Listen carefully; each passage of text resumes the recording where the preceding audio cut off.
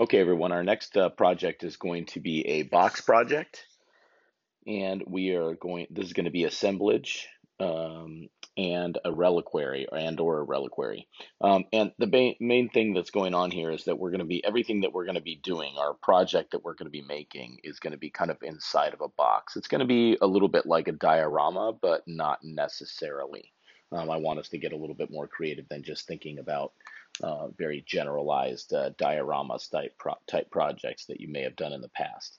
Um, Assemblage just has to do with assembling a bunch of different things that you find or things that you make. So anything is really up in the air. Everything is kind of up in the air for this project, meaning that you can make anything that you want. You can find objects and put them into your project. You can make your boxes out of anything that you desire. And then a reliquary. This term reliquary basically is something that has to do with kind of elevating the space. So the area that's within that space, that's within that box, or even sometimes outside of that box, because it doesn't always have to be contained within the box, as you'll see on some of these examples that I'm going to show you. Um, but basically, a reliquary is going to kind of elevate that space and make it look like it's more important. Think about like a shadow box that somebody may put on their wall to display some war medals or ribbons or medals that they won in some sort of sporting events or their sporting career. Um, and so that's kind of what a reliquary or that term reliquary is dealing with. So we're going to start off with talking about a man by the name of Joseph Cornell, who is a very famous sculptor, and he basically spent about 30 years of his career creating sculptures that were housed within boxes. And that's why we're kind of focusing on him. And I'm just going to show you a number of different imagery and a few of his pieces, just to show you guys what we're talking about here, because we're going to be going about this project in a little bit different way than just we're going to look at a couple of examples of well-known sculptors, sculpture artists, and then what we're going to be doing is going over some box types that you could potentially use. And then we'll be finishing up by looking at some student examples from previous semesters. So one of the things that I want to focus on in looking at these objects by Joseph Cornell are the different types of box systems that he uses. This almost looks like a cabinet, almost like a curio cabinet of some kind. And some of the imagery that's in here doesn't even make sense. And we don't necessarily know what that is. And that's okay for the pieces that you're putting together. What we're going to be doing for this project is you're going to be choosing, I mean, there's a couple of different ways you can go about it. I like to tell students that you can either choose like an ology, something like geology, psychology, um, biology, things of that nature. And then you can basically have this general idea. And then within that ology, I want you to focus your attention and start to think about specific things within the realm of, say, like geology, right?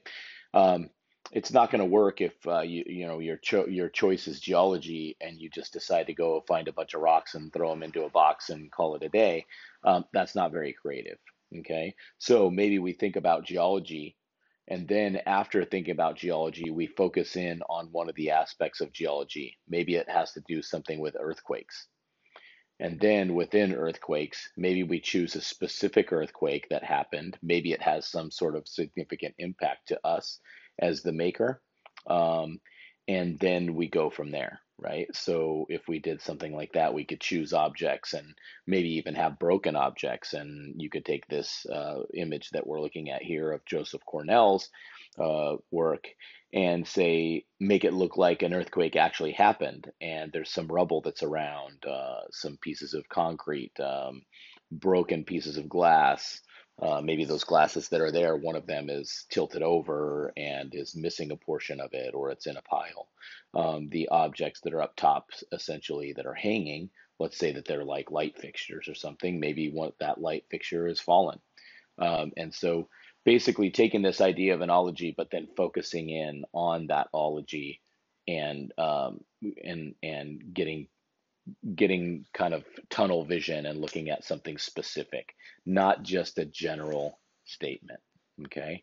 Um, so I've had a student in the past who did an object or made an object that was dealing with psychology, and it was the psychology of kind of those things that you see on the TV about people that do bad things, and they interview the neighbors, and the neighbors say, "Well, I never knew that they could do anything like that. They seem like a nice, great people, or this person seemed like a great person, but then all of a sudden you've learned that they've done some really bad things." So what that person ended up doing was making their box and splitting it in two. And what was happening above on the top of the imagery was very mundane and normal. And it was a regular house view, of that person's, yard and their house, and everything was, the hedges were trimmed and everything looked real nice. But then the portion that was below it was kind of like the basement. And then the basement had those things that that person was holding inside and doing in a more devious, doing things in a more devious fashion. So, doing something like that, you're taking this specific idea of geology, or sorry, of psychology, and then you're focusing in on a specific subsect of psychology, which happens to be, these people that are doing really bad things. Maybe you would call it, somebody like a psychopath or something like that. So a specific ailment, if you will, within psychology. So that's what I want you guys to think about for doing these projects. And as with Cornell, Joseph Cornell's work, I don't even believe he ever wanted people to know what was going on. Where there's a lot of things within his work that we see that reappear. We see a lot of spheres made out of different materials. We see a lot of 2D imagery. We see some maps, and we don't see it right here, but we see birds. But you can see that there's some 2D imagery that's on here, and we don't even know what these things are. This just looks like a cork sphere. Not sure what that has to do with.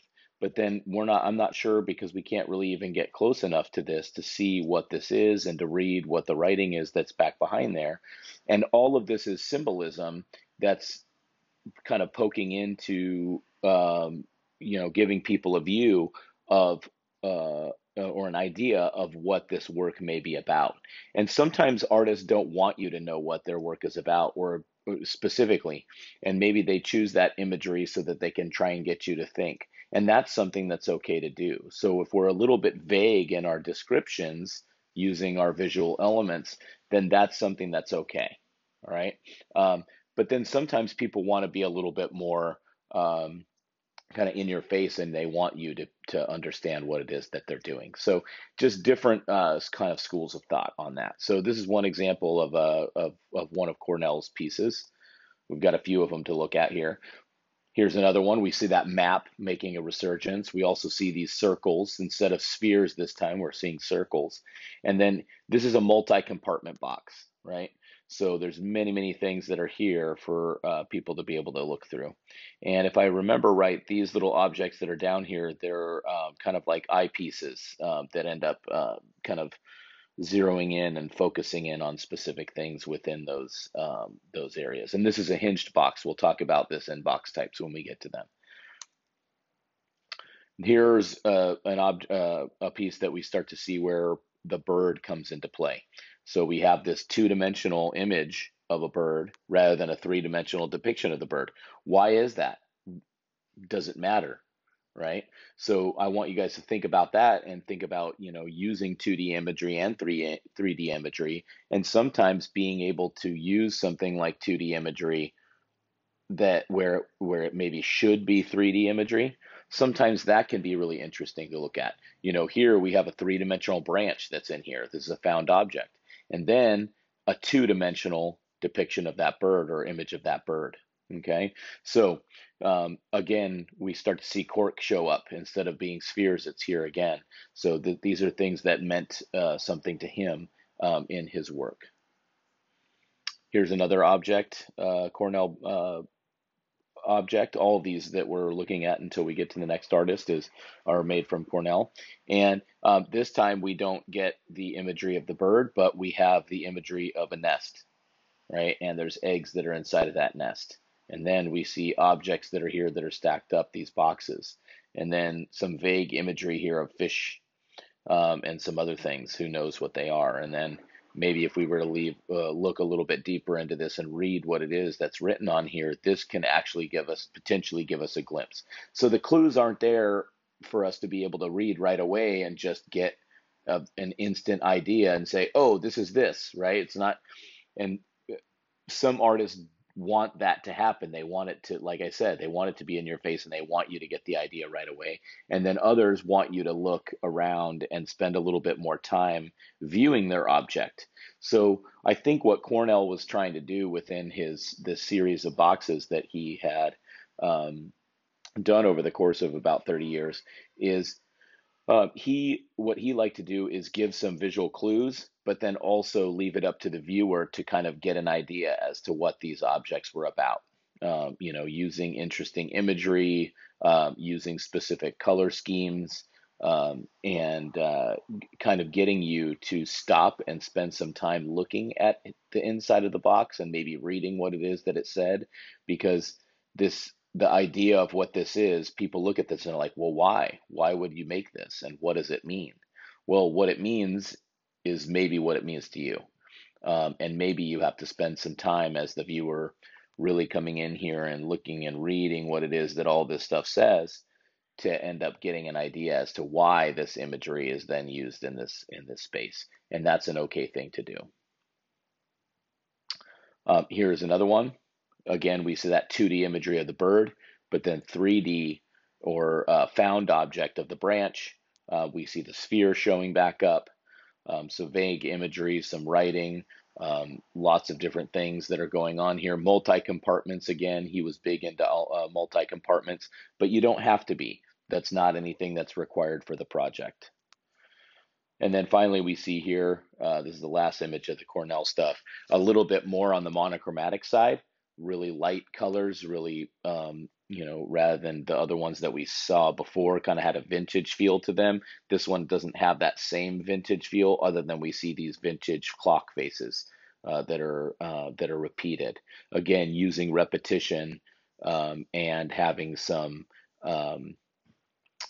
having some variation within that repetition.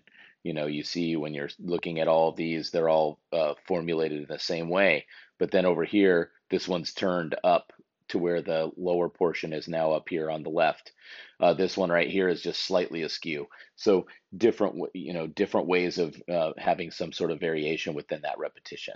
Okay, most likely these are all found objects that are within here, but again, we see that branch coming back out. That's a three-dimensional branch, two-dimensional depiction of the bird.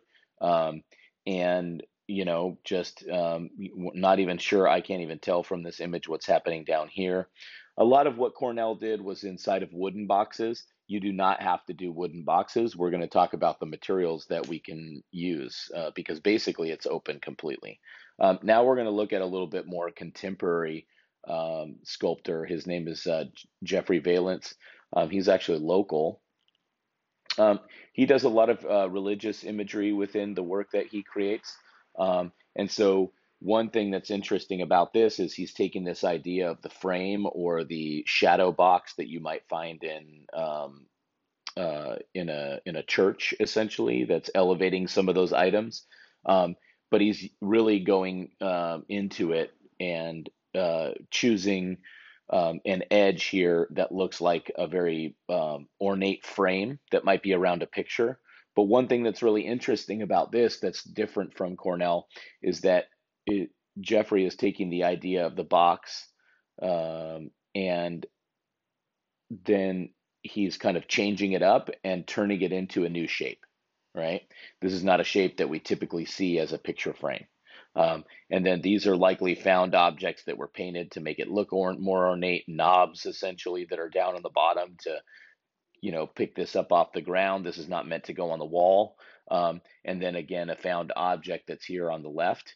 And then within this space, some blue velvet that's inside of there, a darkness that's behind there so that it's more vague. It's not really anything crazy that's inside of there that's distracting you, because what we're really wanting to look at right here are these images of the crucifix, okay, and the cross. So that's kind of what Jeffrey Valence is trying to get us to look at, and to elevate and make those things look like they're more important by putting them inside of this container that somebody took the time to gather these things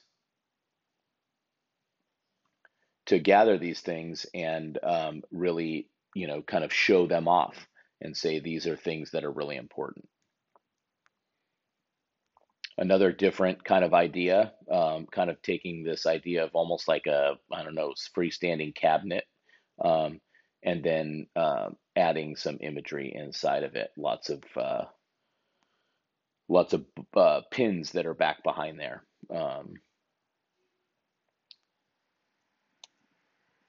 And then this one is a really interesting piece that Jeffrey did a number of years ago. And what this is it's this idea of a casket, but the casket is much smaller, but everything's made the same way, the same kind of fluffy, um, material that you would find inside of a casket that really is there to, add a degree of, or a look of comfort on the inside of the casket. But then what's inside of this is he actually took um, a chicken that you would buy at the store that's been, slaughtered, and the feathers have been all plucked out of it, just like you would get it from the grocery store. And he's placed that inside of this as a way of, showing this death that's occurred with this bird, and making that the importance of what we're looking at, right? It's not about the box here, it's about what's inside of the box. But it gives us this interesting connotation, because when we look at a box like this, we instantly get a feeling that this means death. And so that is something to think about when you're choosing the type of box, or the shape of the box, or the idea of the box that you want to use for your project, because that is what's going to, depending on how you put this box together, that's how your viewer essentially will read it. But sometimes it's not about what the shape of the box is. If we think back to Cornell and we see a lot of squares or rectangles, his work was more about the objects that were inside and not about the box itself. Whereas this one right here is more about the box, because it gives us that idea. Sometimes those are those visual clues that we're looking for. So let's talk about box types. You could have a museum or some sort of display box, where it's got some sort of a base, and then it has glass or plexiglass or something on the outside that's containing it, right? Um, Boxes that hinge open. We talked about this with Cornell, having that box open, or also with the Jeffrey Valence piece. This is a hinged box, something that hinges open, right? Whereas this one right here is a closed box. I'm not sure, because it's hard to tell on this specific one, but this one actually might have a piece of glass inside of there. I just can't tell looking at it. It doesn't look like there's necessarily a pane of glass, but there's a possibility that it could be there. And when it's closed off like that, then that gives us a different feeling. It gives us a feeling of these items are so precious that they're being blocked off from the rest of the world. So if that's what we're trying to convey, then we would want to convey that. And then we'll look at it a little bit later, but something like, I don't have it shown in here in the box types, but there's an image that we're going to look at of a cage, right? And so if we use that idea and we're building a cage, we're now giving another connotation to our object and understanding it in a different way, and immediately starting to think about it in a different way when we see something like a cage. So boxes that hinge open are great. The problem with boxes that hinge open is that you probably are going to want to be displaying your object open, unless for some reason you put something on there that lets the viewer know that they can touch that object and open it, which is very difficult to do within the world of art, because um, in when we're in museums or if we're in galleries, not in a virtual sense, but in a physical sense, um, you're typically not supposed to touch artwork. And so there becomes this challenge of how do we let the viewer know that we can actually open that object? But if we display it in the open sense, then that lets us know, oh, hey, here we are. We can open this object. We can see what's inside because it's open and it's on display for us to see what's in there. But the idea of having the lid lets the viewer know that that can be closed off and that can be compartmentalized, and that's maybe something that is that you want to convey with your work. Thick or thin frame. This one's got it's a very small box, but it's got a very thick frame, right? Um, so sometimes having that thicker frame maybe elevates the importance of what might be inside. And then we've got multiple compartments. This is a box, gang, right?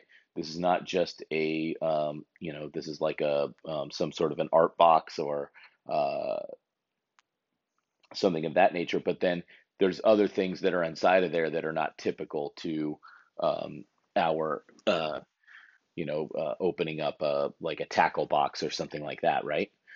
So very specific items that are inside of this, every one of these objects that's inside of here is a dinosaur. And then what's going on here? What are these? Maybe these are the tools that a paleontologist would use to start going in there where we are with that ology, right? But start going in and start picking away and finding those dinosaur bones. So maybe that's what the artist was trying to convey. And then we also have boxes that slide open, and then displaying a box that slides open, partially slit open, and right, that could be really interesting. And this is a very well crafted, it's an older, almost an antique box, but what we can see here is we can see it's got this beautiful joinery here, and that beautiful joinery can add to the look of the object. And this is most likely just a found object. Maybe it was found at a flea market or at a antique store or at a thrift store or something like that. That's certainly a place where you can go to search for this stuff, right? Or you can find it on the side of the road sometimes, or something that somebody's throwing out, and then we can repurpose it. Okay. So here's some boxes to think about. All right. Um, we talked about this with Cornell, the use of 2D and 3D imagery. We got the 2D image that's back behind here as a cutout, maybe mounted on foam core or something like that. And then we see this hand that's sitting out here. That's a three-dimensional hand, makes it look like that person is reaching out. But that combination of 2D and 3D imagery is really interesting. Um, you know, Something too general, right?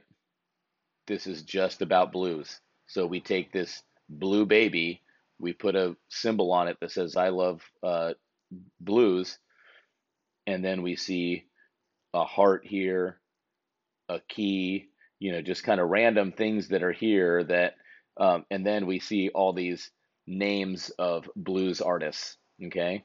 This is what I would say is just a bit too on the general side of things, right? It's pointing everybody in the right direction as a viewer, and they look at it and they're like, all right, I love blues. Cool. I'm ready to move on. I don't need to look at this any longer. One of our jobs as artists is to engage our viewer and keep our viewer in our artwork, looking at it for a longer period of time. And with something like this, there's not really that much to look at here. Okay, it's very in your face, it's read really quickly, and then we're ready to move on to that next object. So that's something I want you guys to think about. Um, and then having something that's a concept, right? This is a very, I would look at this and think of this as a very religious um, um, box, and also they as like a reliquary of some kind, right? And so then sometimes we have to look at this and then try and understand what that concept is. We have these little cherub angels essentially over here, but then they have like um, in different hats on than they normally would have. And then we have this kind of depiction of a Buddha, so it could be some sort of spiritual meaning. And so when we're looking at something like this, and then we have all this stuff repeated back behind here, different cogs and gears and things of that nature. And then we look down here and we can't even tell really what some of this stuff is that's down here. But then we see these statues that are here that look like some sort of spiritual statues. So there's some sort of spirituality that's going on here, but then for some reason, the eyes of this Buddha figure have been covered over. And then the Buddha is wearing a red robe. And what does that red symbolize, right? What is this concept that's going on here, right? We can spend a lot of time and we can look into this box and try and figure it out. And that engagement as a view of, trying to get that engagement from your viewer, that's what we're kind of looking for, okay? So let's look at a couple student work pieces. This is actually a piece that I made when I was an undergraduate student. Again, we talked a little bit about a cage, right? So things don't have to be wooden. They don't have to be, found boxes. They don't have to be, they could be anything. They can be made out of cardboard. And we're going to see another one in a few minutes here. But this is this idea of cage. And what I did for this project, is I was looking at a magazine that was in the library at the time at the school where I went, um, and I found this really disturbing imagery of animals that were being tested on. So this is kind of a negative statement for those animals being tested on.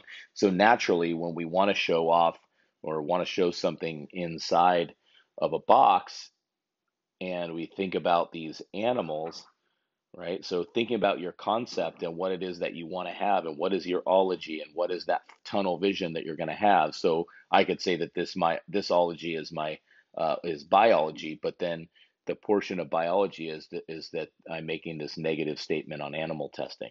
And so it's hard to see a lot of the imagery that's here, but there's some imagery here from those periodicals on animal testing. And then I went and got a bunch of these fake like plastic rats from I don't even know where. And then I kind of manipulated them and I made a couple of them look like they had two heads and one that's got like three or four tails. And there's all this different stuff that's going on there. And so with that, we can, and then when I put this together, I put like the little cedar shavings that you would find in a rat cage, essentially. So I went to the little trip to the pet store and got a little bit of that stuff to use, or maybe I might have even used just kind of sawdust that I had laying around. I can't remember. But then there's all sorts of other imagery that's there that's a part of this.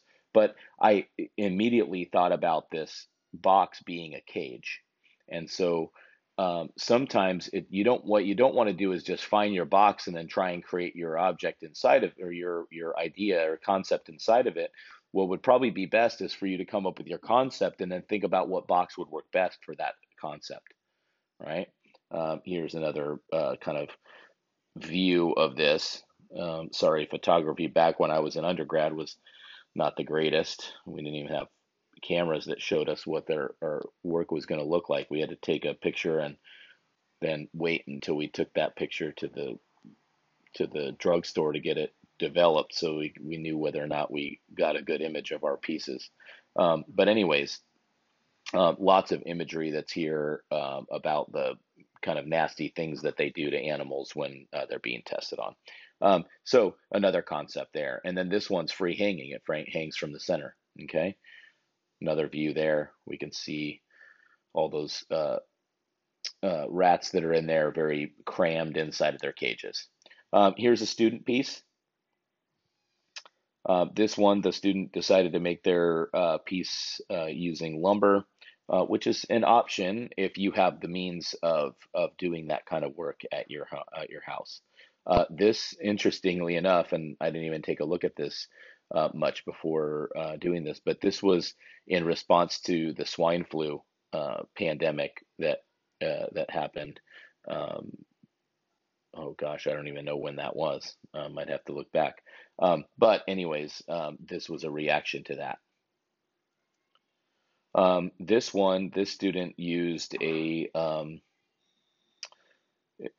took this idea of the missing child that's on the milk carton, and created essentially a community. And so the boxes, it's almost like a little scene that we have going on here. But then when we go to the back side, this is where the boxes come into play, right? Each one of these kind of milk cartons, this is what I'm talking about anything can be a box, right? That we're going to be using. that we can add that imagery into.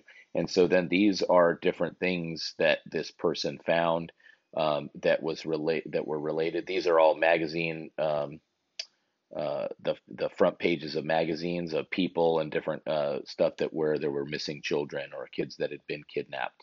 Um, and then there's some sort of electronic portion to this one, and I'm trying to remember what that was. Oh, I can't remember what this student had for that because I think I only have these two images. But you can kind of see in here that there's like all this imagery from that's that two-dimensional imagery. And then one student was, or one of the kids that he was depicting, was riding a school bus home and then was kidnapped after leaving the bus and on his way home. So this bus became that three-dimensional imagery that they then used in their project. Um,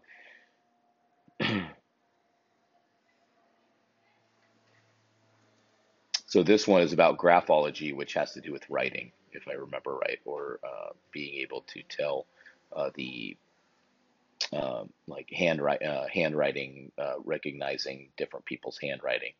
And this is just a super found object. Like I can't remember where she found this when she put this piece together, but none of this was built. It was all just something that she kind of found and put it together to make this object. So found boxes and this drawer becomes part of it, right? Then because otherwise, if that drawer wasn't open, this would just be a desk, and that wouldn't really satisfy the idea of the box, right? So we've got to have something there that satisfies that requirement of these objects being some sort of boxes. And now we see this, which is another interesting one to think about. We're seeing these hinges or these books, right? Um, and if you look, each one of these books has a knob on it, which this is allowed to or is there so that way it lets the viewer know that this is not just a book. There's something inside. Touch these knobs, pull these knobs, and open them up so you can see what's inside.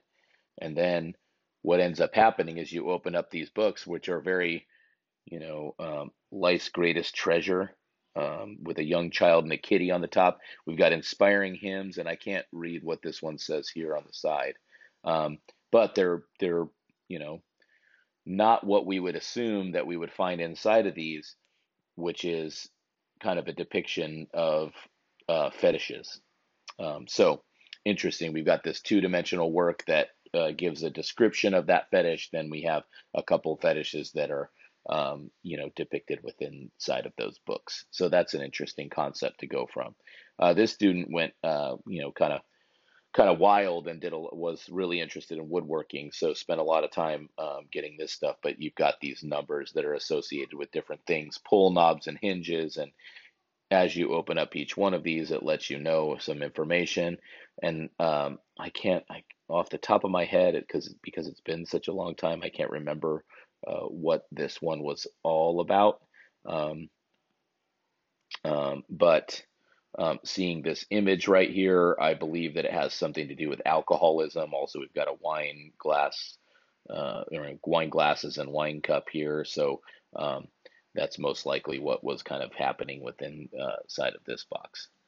Um, this one had to do with oceanography, which is kind of an ology, but a little bit different, right? I mean, we've got a freshwater fish that's in here, but then there's all this stuff that are things that she found on the beach, like basically on the beach that were basically trash. Right? You can also see back here the six-pack container thing that gets us into that idea of, oh, this is kind of garbage that people are finding in the ocean and what's polluting the world's ocean. So this was not just about oceanography, but it was about the things that are destroying. And I think this is even like a little container of crude oil, or motor oil of some kind. Um, so really interesting imagery to look at. Um,